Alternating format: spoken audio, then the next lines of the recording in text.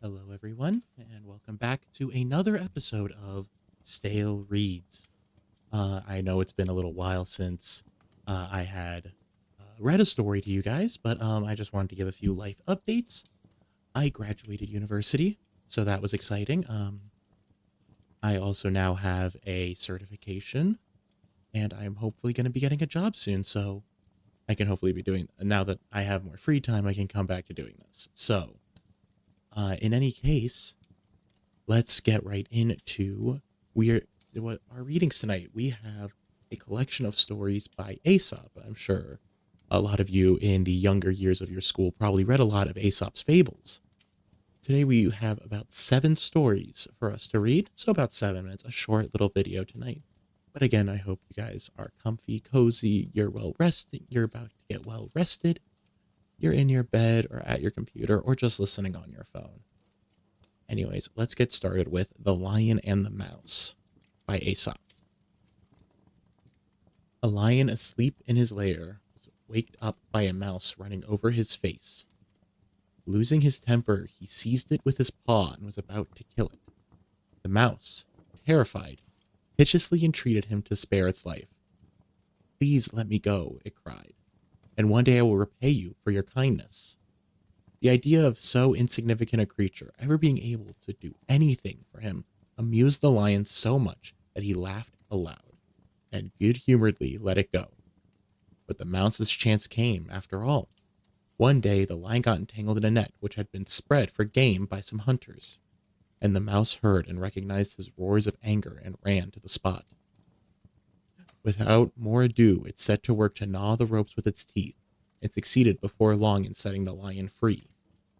There, said the mouse, you laughed at me when I promised I would repay you, but now you see, even a mouse can help a lion. With that, I do want to talk about how Aesop and his fables were always lessons. They're children's stories, but they were always meant to teach something. Whether it's about being kind to others or, like in this case, the lion underestimating what a mouse could do for it. And it turns out, well, there are some situations that a mouse can help a lion. We are going to move on to the next story, The Fox and the Grapes. A hungry fox saw some fine bunches of grapes hanging from a vine that was trained along a high trellis, and did his best to reach them by jumping as high as he could into the air. But it was all in vain, for they were just out of reach. So he gave up trying and walked away with an air of dignity and unconcern, remarking, I thought those grapes were ripe, but I see now they are quite sour. I should, also another preface, I should have done this a little earlier.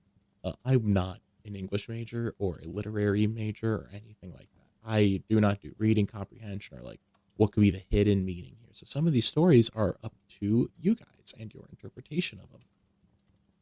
You see, the fox was really hungry and thought, oh, these grapes would be really nice. But it turns out he couldn't get them, so he walked away thinking, oh, well, definitely they're bad because I couldn't have them. Anyways, we're going to move on to the next story. This one is a very popular one. I know I heard this a lot growing up. The Hare and the Tortoise. A hare was one day making fun of a tortoise for being so slow upon his feet. Wait a bit, said the tortoise. I'll run a race with you, and I'll wager that I win. Oh well, replied the hare, who was much amused at the idea. Let's try and see. And it was soon agreed that the fox should set a course for them and be the judge.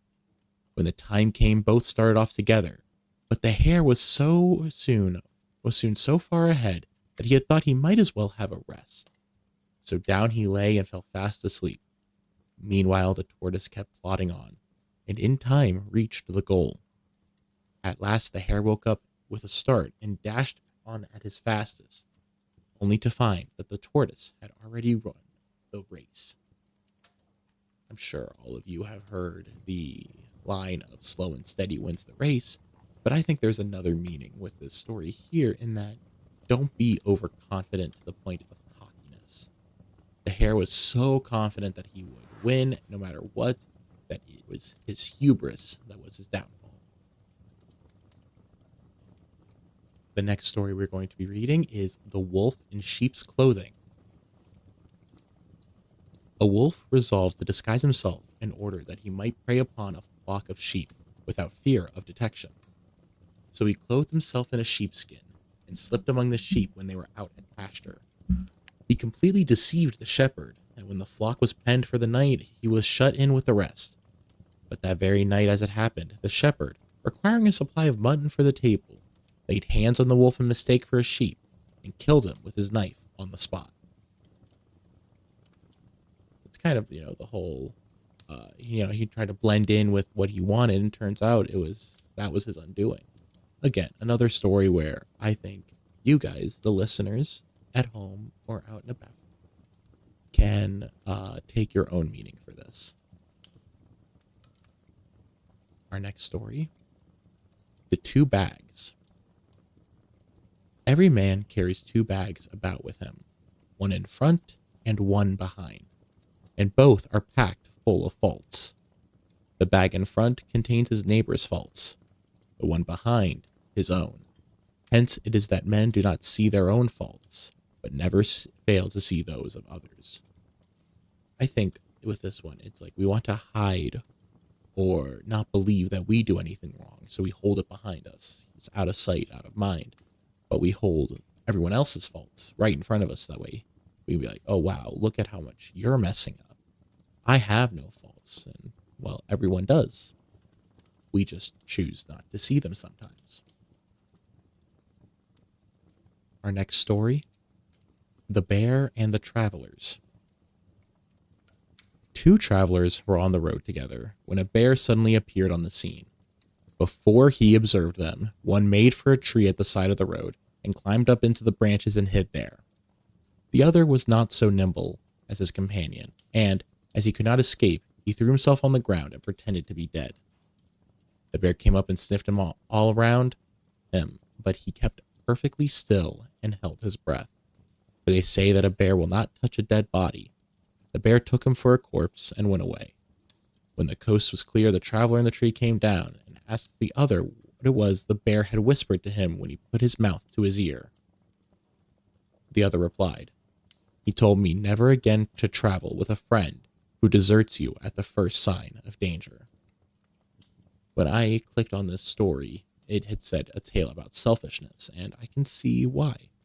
The moment the bear showed up, rather than try and help help his not so nimble friend, the first guy ran away. But also, like, the more logical point is, what the fuck are you gonna do against a bear? Like, that's a goddamn bear. I can't fight a bear. I'm just a cat. But, I get the point. And our last story for tonight is The Belly and the Members by Aesop. All of these are by Aesop, but I figured I just need to say it again. The members of the body once rebelled against the belly. You, they said to the belly, live in luxury and sloth and never do a stroke of work. While we not only have to do all the hard work there is to be done, but are actually your slaves and have to minister to all your wants. Now we will do so no longer, and you can shift for yourself for the future. They were as good as their word and left the belly to starve. The result was just what might have been expected. The whole body soon began to fail, and the members all shared in the general collapse, and they saw, too late, how foolish they had been. So this is about just because one guy seems to be doing less work than everyone else doesn't mean he's actually doing less work. We all know that when we eat, our belly is what helps process nutrients and break down food. That way the rest of the body can actually use it. It contains stomach acid, which is very corrosive. That's how everything gets broken down. But the other parts of the body thought, oh, well, it's not moving a lot. Clearly, it doesn't do any work. And it turns out they were wrong. I do implore you, if you ever are in like your public library or out and about and you see a book of Aesop's fables, pick up a copy. They are short little stories like you saw. Most of these were less than 200 words. And most of the stories in Aesop's fables are about this length. they're all little just nuggets of life advice and things of the sort. I understand again that this was a short reading, nothing special. I do hope with the coming days to get some more stories out. But until next time, I will see you guys all again. Good night. I hope you sleep well, and I hope tomorrow is just as amazing as you are. Good night.